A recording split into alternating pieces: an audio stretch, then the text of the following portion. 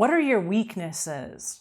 Have you ever been in a job interview and the boss asks you, what are your weaknesses? Here are some answers for over-detailed house cleaners. I'm Angela Brown, and this is Ask a House Cleaner. This is a show where you get to ask a house cleaning question, and I get to help you find an answer. Now, being over-detailed is a huge problem, especially for new house cleaners. It goes something like this. Angela, I've been watching your videos voraciously. How did you learn to clean? My normal MO is I clean what I see is dirty, and I would like to see a video on the absolute basic standard of house cleaning. I'm a formal dental hygienist, and I love to clean.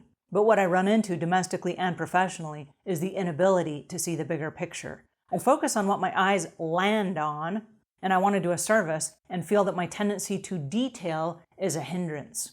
All right, this happens a lot with new house cleaners, and it's because they jump in the business and they want to please the customer, so they don't want to miss anything. And so they clean every little detail of every single thing. They are over-detailed, and the reality is we don't get to be over-detailed on every maintenance clean. Doesn't happen. That's not how the job is set up. So when you get asked the question in a job interview, and if you're hiring on with a company, you will get this question. What are your weaknesses? And just come forward and be very forthright about the fact that I'm over-detailed. I love to please my customer, and I really go out of my way to give it the best performance every single time. They're going to ask you, followed up with that answer, how are you going to solve this problem? Okay, well, how you solve the problem is this, with checklists and a deadline. That is how you solve the problem. Now, let me walk you through a scenario, and I'll explain how this works. Let's say, for example, that you have a dental appointment. You're going to go get your teeth cleaned, and you have a babysitter at home that's watching the kids while you go to your dental appointment. Okay, so the babysitter arrives a few minutes early. As the babysitter arrives, you say to yourself, wait a second, I could use this extra few minutes, and I could swing by the store, and I could pick up my groceries on my way to the dental appointment. Now, the dental appointment is set in stone, okay? And we've planned it months in advance, so we can't change it. And it is important, and we will be there on time. But I got a few extra minutes. I could swing by the grocery on the way. All right, the grocery is the house cleaning in this scenario. We're going to go clean a house on our way to another job, okay? The other job is our set in stone deadline. Okay, so what are we going to do to make that grocery shopping experience the very best we can?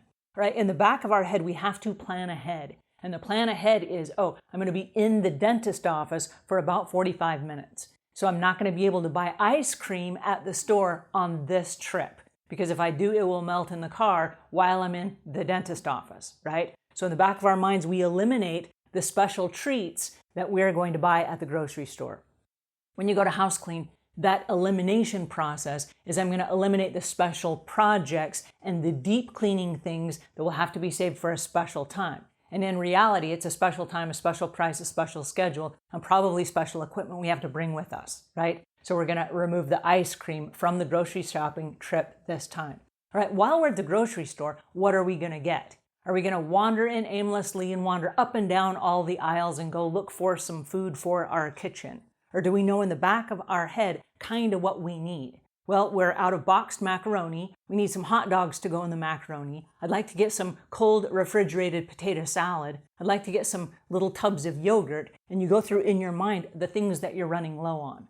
Okay, are you going to remember those when you get to the store, or are you going to use a checklist? Most people have a shopping list of some sort, whether it's on their phone or it's on a piece of paper.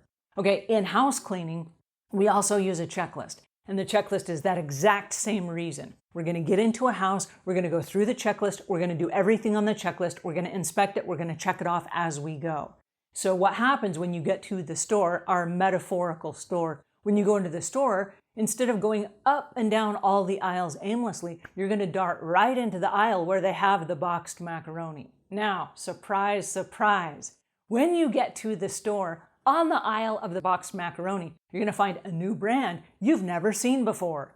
And a part of you is like, whoa, there's a new brand of macaroni. I wonder what it tastes like. I wonder if it has better cheese. I wonder what the ratings and reviews are online. And if my friends like this macaroni better than the macaroni I've been buying, right? So there's a tendency, and there always will be, to check out the new thing that's there. In a house, when you get to a house, if there's something new or something unusual or something that requires extra attention to detail, The first intention is, whoa, I should give this all my time and attention and energy.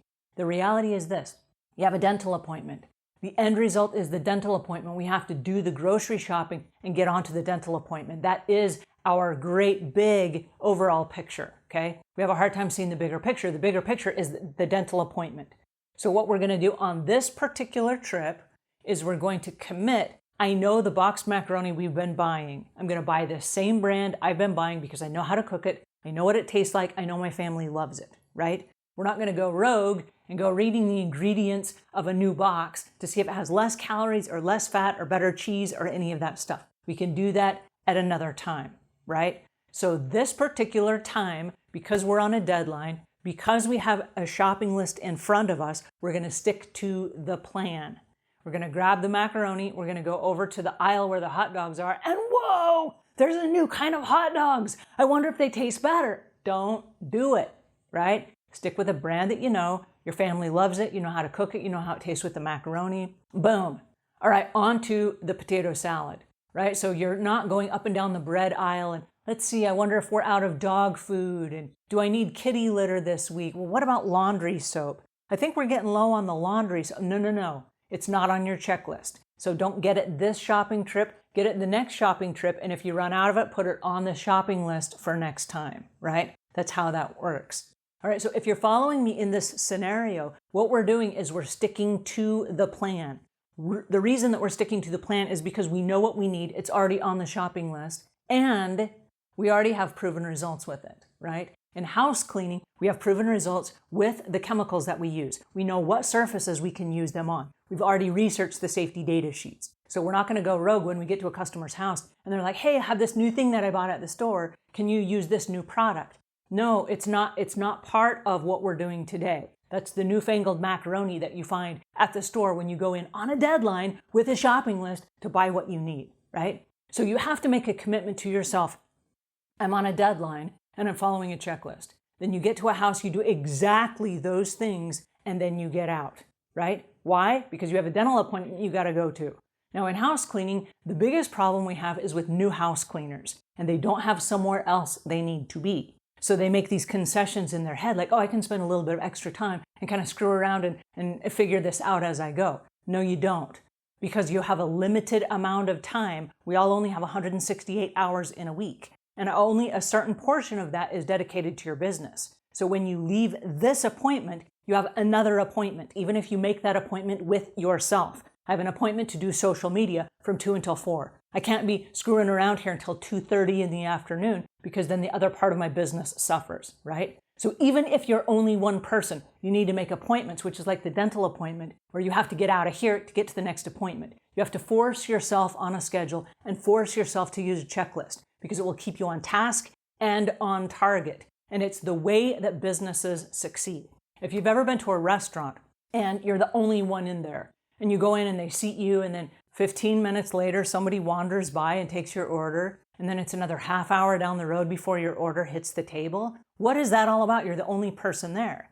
What that's all about is they're just kind of screwing around, wasting time because there's not a deadline. But if you've ever been in line and they're hurrying to get people in and out, as soon as you get seated, somebody comes over and they take your drink order and they take your dinner order, and then they process it in the kitchen. And all of a sudden the guy from the kitchen sends your order out and it hits your table within like 7 minutes. And you're like, lickety split, wow, this is amazing, right? They're on task and they're on target and they're efficient. And that is how house cleaning businesses thrive. They stay on task and on target. And the house cleaning businesses that are really successful, it's because they are booked for business. And so they don't have the luxury of, well, let's just figure it out today and we'll kind of reinvent the wheel as we go. They don't have that luxury. And it's the same thing as if you have a dental appointment and you have a babysitter at home, you got to get back home. You got to go boom, boom, boom. I'm going to the grocery store, I'm going to the dentist appointment, I'm coming back home to let the babysitter go home, right? Boom, boom, boom. And that's how we have to be in our business. So how do you get the bigger picture? You work from a checklist and you work from a deadline. And those might be self-inflicted checklists and self-inflicted deadlines. But if you can do this as a business owner, you will thrive in your cleaning business. All right, so if you're in a job interview and the cleaning business owner asks you, what are your weaknesses? I have a tendency to be over-detailed, and here's how I overcome it. I work from a deadline and a checklist. Alrighty, if you found this helpful, give us a thumbs up. If you have questions and comments, leave those in the notes below. And until we meet again, leave the world a cleaner place than when you found it.